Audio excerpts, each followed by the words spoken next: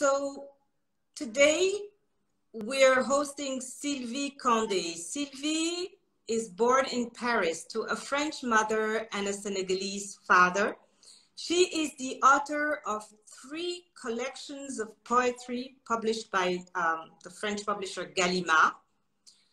One is called Gestuaire. The other one, La quête infinie de l'autre rive, épopée en 3 chants. That particular one has attracted a lot of interest because it puts in perspective migrations and sea expeditions, and it's really a very, very deep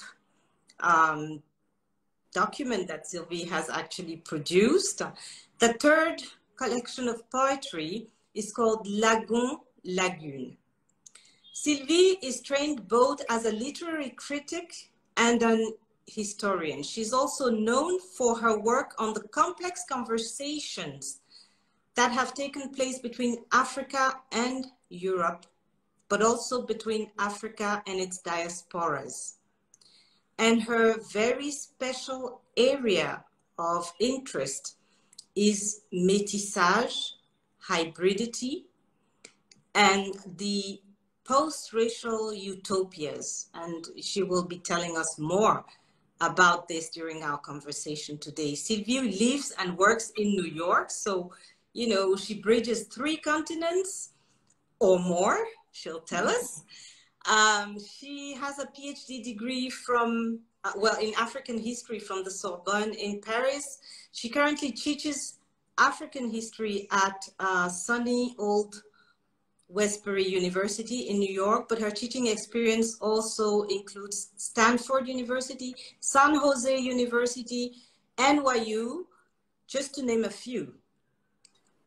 Sylvie has been president of the jury of the Caribbean Prize ADELF, which is the prize for the Association of French language writers. From 2017 to 2020, she has received the Louise Labbé Poetry Prize for her book, her poetry book, Gestuaire, in 2017, the Lucienne Gracia Vincent Poetry Prize for La quête infinie de l'autre rive in 2017 as well. She has also received the NYU Golden Dozen Teaching Award in 1998 and the Stanford University Visiting Scholar in 1989. And this is just to name a few things, because this woman, believe me not, she is amazing. Thank you, Nadia. Thank you. So, Sylvie, I'm proud to be interviewing you today. And you are an African and a European. You live in America. You're a literature and an African history professor in American universities, and you're also a renowned historian and a poet. What is your story? My story. So I would like to begin by saying that I'm fully aware of the constructed nature of any personal narrative. You know, while life is fertile chaos, when we tell our stories, we tend to emphasize coherence and linearity. And probably that my story will present exactly the same pitfalls, but hopefully you will get a sense of the unpredicted and undesigned meanders of my existence. So the narrative principle I'll use is that the 3 geographic regions where I have spent time are also regions of my mind. As you said, I was born in France to a Senegalese father and a French mother during the collapse of the French colonial empire. And those circumstances gave me an acute awareness of my identity that seemed to be reflective of a colonial relationship no one wanted to take responsibility for anymore. And I soon learned that there was a special name and a special category for people like me. In reaction, I decided to learn as much as I could about Africa, to travel there as often as possible, and basically to celebrate Africa in me. So in this regard, 2 trips that I took as a teenager to Dakar and the Casamance region in southern Senegal were of major import. And upon my return, I staged at school some interventions, such as reading the poets of Negritude during poetry festivals, where both students and teachers discover, you know, Aimé Césaire, Léopold Sédar Senghor, David Diop, and so many others whom they didn't know before. So in fact, working at changing the representation of Africa and undermining the categories, and in particular racial categories, has been a lifelong project for me. So I must say that thanks to my teachers who took great interest in me, I went to the best French school. On the Senghorian model, I studied classics, and I attended, in fact, Lycée Louis-le-Grand, where he himself was a student in the 1930s. And then I decided to switch to African history, a move that was a little bit in continuity with the master's degree that I had written on the image of Black people in Greek literature and art, but was still a kind of a bold move at the time because the disciplines of literature and history were considered as intimate enemies. I turned to African history mostly to learn about slavery, colonization, and race that were notoriously absent from the general education program. And as a matter of fact, I wrote my dissertation about a story of a return to Africa, that of the Creoles of Sierra Leone in the 18th and 19th century. And I just completed a paper for the forthcoming volume of the UNESCO General History of Africa on that particular topic.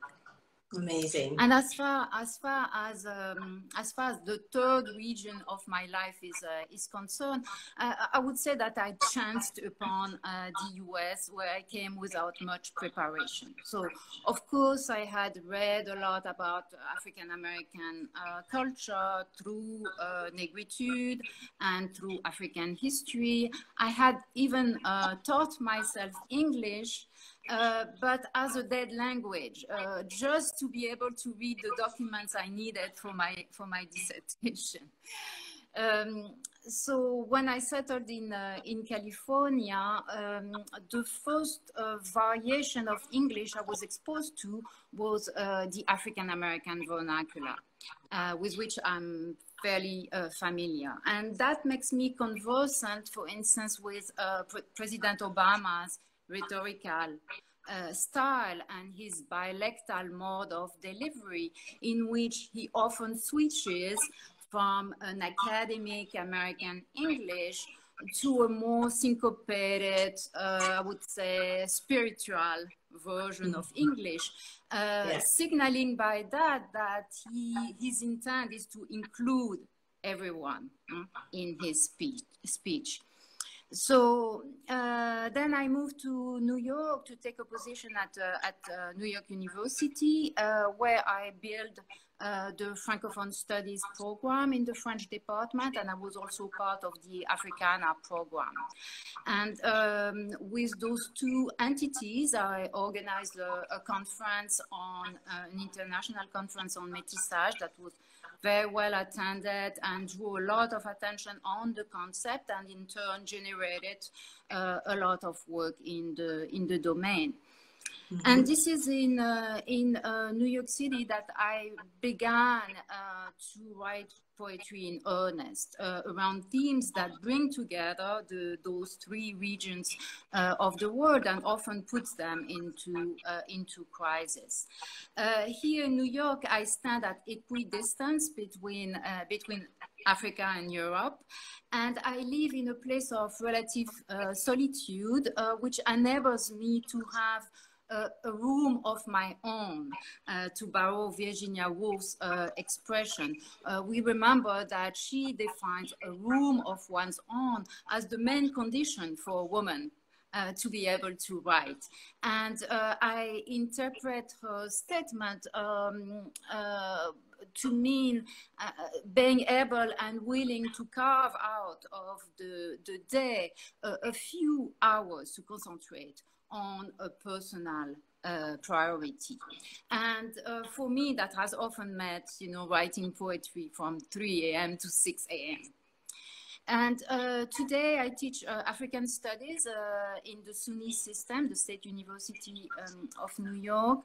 And I have grown interested in mostly everything, just like Terence, the Latin writer, possibly of African origin, who famously said, well, I consider that nothing human is alien to me. So being an Africanist has allowed me to be a better humanist. And for that, I'm really thankful. Wow. What a story, Sylvie.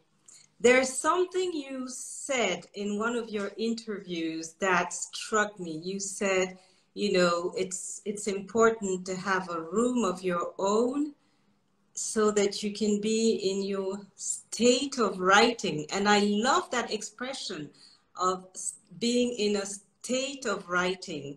And you also mentioned that the writer is like the weaver. You weave the words like a, what do you call that? Like a spider weaves their web, you weave your words. And I thought it was really beautiful. Thank you. So could you kindly share with us some anecdotes related to the challenges and the opportunities you have faced in your career, in your activities, given that it's been so international?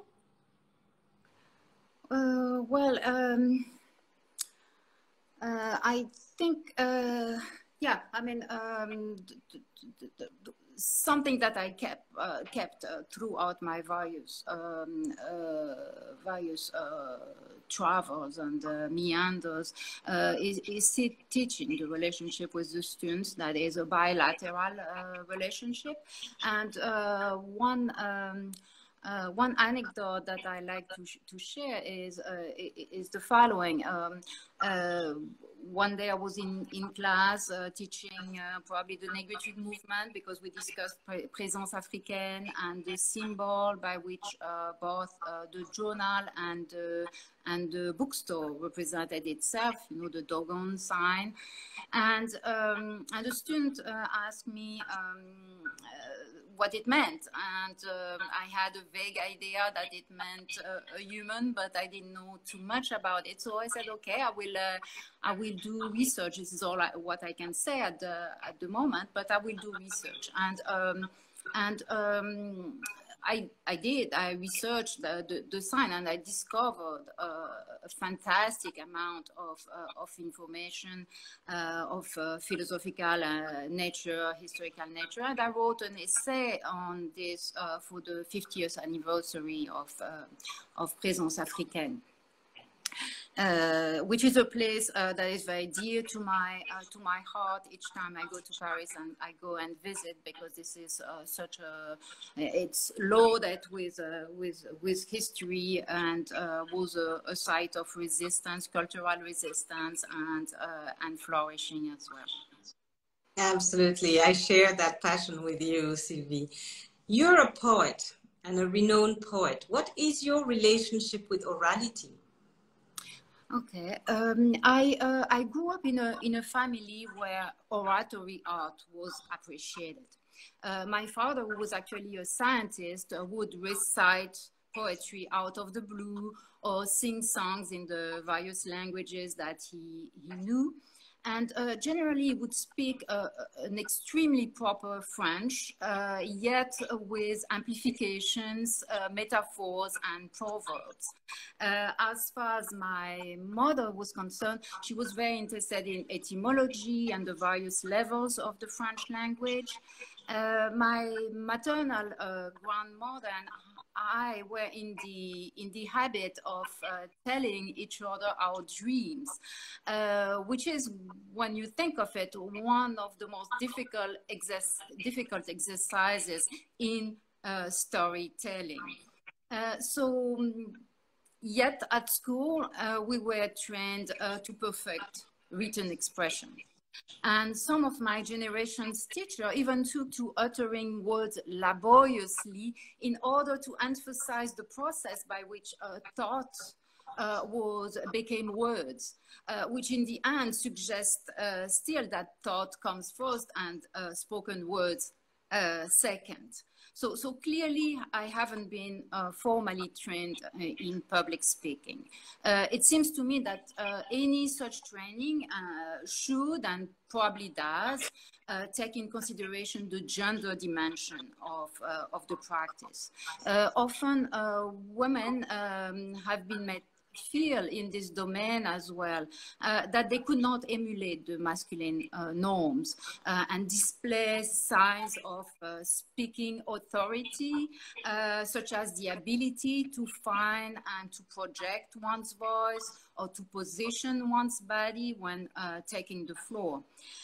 Moreover, as a person of African descent who read Fanon, I have wondered sometimes about the way I was read when entering a classroom or any other public space for that matter. But teaching and lecturing in an English-speaking environment made it urgent for me to develop a strategy if I was to live up to the performative dimension of the role of a public speaker. So I decided, for instance, to join a Toastmaster circle, and Toastmaster is an international organization that helps its members to hone their skills, their speaking skills, and to gain confidence on stage. And I must say that I learned a lot in the process. Yeah. However, the most successful strategy for me has been to put my trust into the audience. To convince myself that listeners would not dislike me and that they would at the very least consider the propositions I bring to the table. In an interview where the journalist was asking, was commenting on your book La Quête Infinie de l'Autre Rive and said, you know, the book was extremely dense, your answer was that as you wrote the book, you wanted the words to echo the noise of, you know, the people in the boat. You wanted to hear the noise of the sea. You wanted to hear, you were actually listening to the music of your words. And this is what drove you in writing that epopee, which is quite a long poem. So I understand that also in that relationship between the written and the oral, you are interested in the music of the words. Yeah, absolutely. I'm interested in the music of the word. In fact, you know, as a poet, all what I have to build universes are words. So I need to use all their power and more. So the music of the world is important. Their patina. When I want, for instance, to evoke African Middle Ages, all what I have are words. So I need to find a type of language that has precisely this patina of time. And the music is of the word is so important that when I'm finished with a draft, I read out loud what I wrote, and everything that doesn't sound the way I think it should has to be rewritten. I so relate to that. You know what I mean. So Sylvie, what makes you, well, actually, where do you find your inspiration to write poetry? Because since we're on poetry, I'd love to know. Everywhere, but mostly I would say in what remains unexamined or under-examined in life. In fact, we are often exposed to a number of interferences, communicative interferences, noises, as they are called, situations where we are ill at ease for a reason or another, and generally for the sake of time or the peace of mind, we tend to leave it at that. And in my opinion, in each of those awkward moments, strange, uncanny occurrences, there's a poem hidden. Wow. Now, what makes you an international speaker? And where do you get the confidence to stand there and speak, and what makes people listen to you? Well, I have often been invited to speak either as part of a panel or keynote speaker. After the publication of each of my collection of poetry, I've also been interviewed on TV or on radio programs and also at book fairs. As a matter of fact, I will intervene at the end of the month at the Marché de la Poésie in Paris. And I have also been at award ceremonies because of the prizes that were granted to me. So those international travels that come as a result of various invitations have always been a source of tremendous enjoyment and rejuvenation. Be it in India, in Australia, La Réunion, France, Canada, England, all those speaking engagements were also great opportunities to reconnect with friends and colleagues and to get acquainted with new people, new ideas, new references, and also to discuss collaborative projects because there, as in other context, if there is an official conversation going on stage, many informal exchanges, including book signing, unfold in the vicinity of the event, and they require a different set of conversational skills. So I put a lot in the preparation of those events, even if they consist in merely reading a few poems, because they are really an intense moment. And in fact, on several occasions, I have seen people crying when I read excerpts of my work. Besides, as a representative of either an institution or my own work, my own art, I have at heart to be as professional as I can. So I need to be prepared to speak, of course, be on time, needless to say, but learn also to keep some emotional agility in case things turn out not the way I expected them, or the discussion becomes a little rough. So while I'm generally comfortable speaking in those various contexts and in the various roles that were asked of me, I would certainly benefit from developing my debate skills. I confess that I found it a little perplexing, a little bit unsettling when I'm expected to interrupt another speaker to make my point or to determine the proper time to jump into a discussion, especially if it's heated.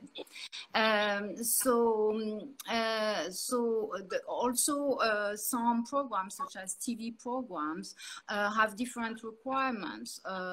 Very often, not always, they cater to audiences who are presumed to prefer to be entertained rather than lectured. So it is certainly very high on my agenda to try to become more entertaining. Wow. You sure are a professional, Sylvie. Now, let's get to something that I find absolutely fascinating in your work. You have done an amazing work on the concept of métissage, hybridity. And you often say we need to retrain our gaze. Can you please tell us more about this? Okay, certainly. Yeah, métissage is an issue that I grappled with for a long time, but living between two languages has allowed me, I believe, to largely put it to rest. And the breakthrough for me was the realization that there is no word in English for métis, just like there is no French word for passing. And here's the thing, during slavery in the French and Spanish systems, the offspring of slaves and plantation owners were locked into a legal category, that of métis, and those individuals often made every effort, notably through matrimonial strategy, to remain in that category because of the relative privileges they enjoyed in it. In the American system, one was made black just by a drop of African blood. So the way some black people who were white enough, go figure, to attempt to climb the social ladder in this risky manner would attempt to pass for white. Therefore, métissage is not a universal concept, but this is a linguistic and historical construct, which means that it is subject to change and it is open to interpretation. So in the French and Spanish colonial system, métissage worked just like the drop of African blood in the American system to keep blacks and whites separated, thus slavery operational. So one could, of course, object that there are visual evidences to support those so-called racial distinctions. And to that, I would reply, borrowing from Paul Claudel, the eye listens. The eye listens to ideological discourses. What we see and do not see is a tricky matter.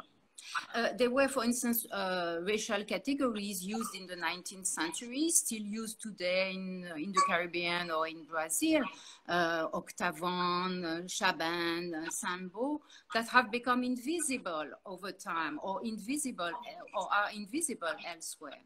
Another most fascinating argument against the visibility of the race was presented by de la Campagne. He reminds us that well in the 20th century in remote French villages, there were so-called cagotte families, who were the cagots, the descendants of those who at some point in history had contracted leprosy. We are told that leprosy is not hereditary, did not prevent their neighbors to recognize the cagotte by sight and to ostracize them. So in the 21st century, I believe that it is crucial that we re-educate our gaze and that we unlearn the differences that the discourse of legitimation for slavery and colonization has taught us to accept. And by that, I do not mean to indulge in color blindness, but to uncouple the complexion, hair texture, etc., and the physical, intellectual, moral abilities and disabilities traditionally associated with those so-called differences. Racism, whose job is to prevent equal access to resources, tells us, I see you, and as soon as I do, I know everything about you. And I assert the opposite. I get very little information about a person just by looking at superficial details, such as the skin color.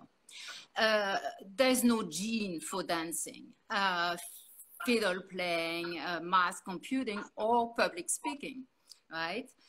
So, of course, one may wonder about the efficiency of my views in the current circumstances where we see targeted violence visited upon African-American people and Black people in general. And to that, I would say, let's do everything we can to protect the most vulnerable among us while keeping our sights on utopia. Wow, that was powerful. Thank you, Sylvie, for that. We have people listening from around the world, and you know, our talk is coming to an end. What advice would you like to give our audience, either on poetry, on literature, on history, on public speaking? We have a choice. You can do it all, or you can choose. Yeah, maybe. What would you like to tell us? On public speaking, possibly. Well, I think one of the greatest challenges for me is the moment when I'm being introduced. All I hear is a list of accomplishments that by definition omits all the grueling work done to complete those projects, or the frustration related to not have done them fast enough or not in enough depth. So in order not to be paralyzed, I have decided to think of the introduction as a symbol, something like the staff that was given in some pre-industrial societies to the speaker, who will return it once he or she is finished. And the object and the gesture that goes with it reminds us that speech is not just something that one alone produces. Speech is borrowed, returned, and shared. And just like a beautiful object, it has to be used carefully because it creates or can undo communities. A tragic example of that is the role played by Radio Mille Collines in the period that preceded the genocide in Rwanda. And maybe another tip, also inspired by the art of oratory in African and African-derived societies, is the notion of call and response.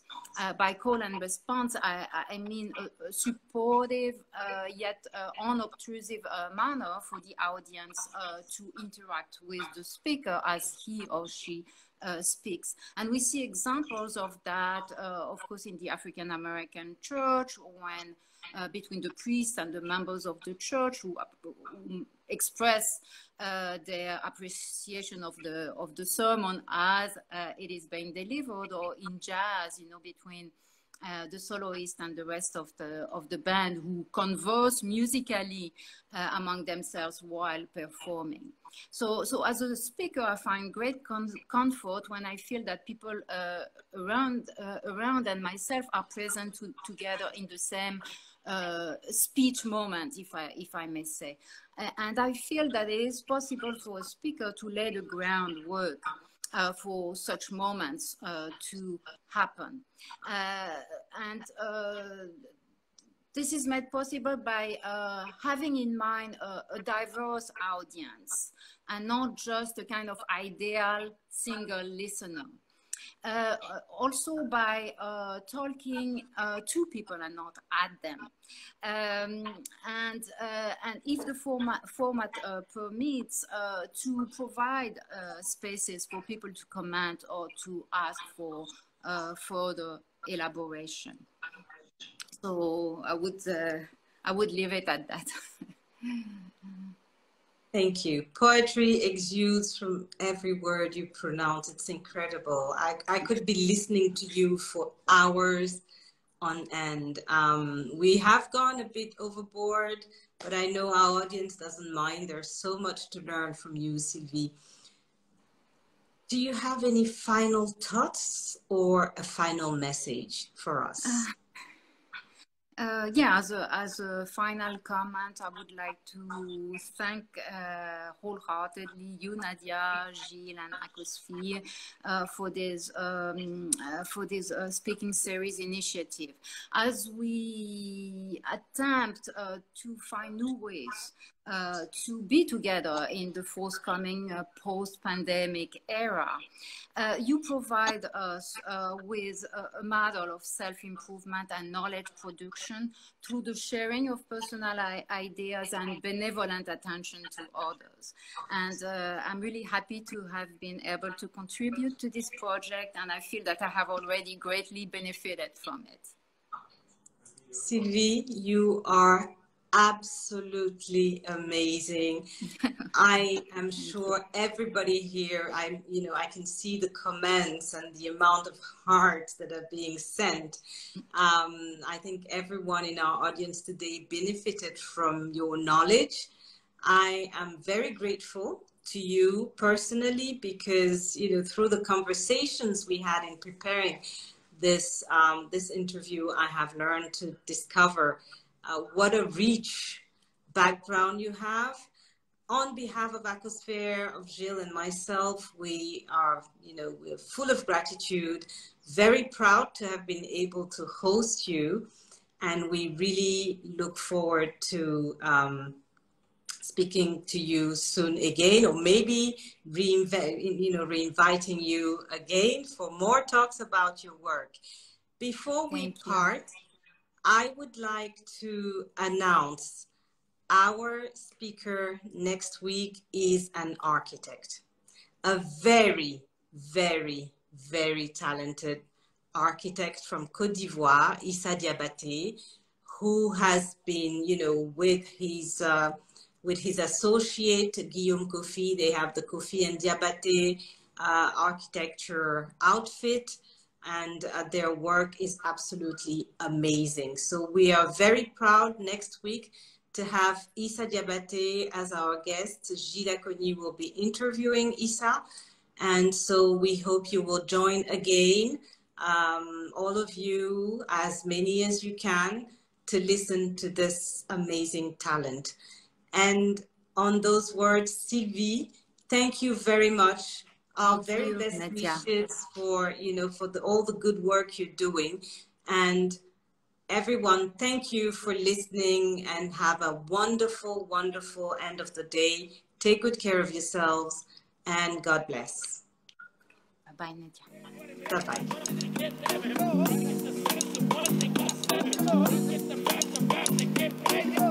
Bye-bye.